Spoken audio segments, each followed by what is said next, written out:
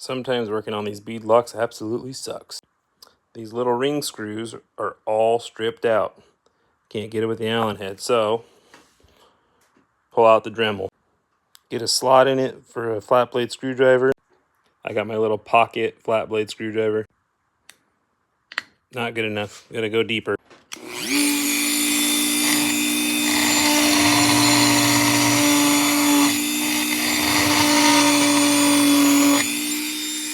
Alright, we're gonna try that. That's a good fit. Ah, there we go.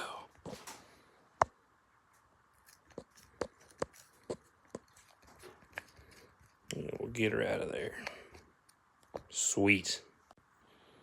Allen screw extracted. Very nice.